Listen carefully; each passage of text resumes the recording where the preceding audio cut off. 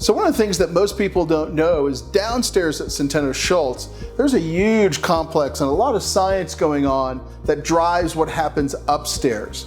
This is a special microscope. It's called a fluorescent microscope. So here we can dye different parts of the cell so that we can see the internal organs, if you will, of each cell. The mitochondria, the Golgi apparatus, etc. And this helps in experiments where we're trying to see, for instance, how medications might affect cells.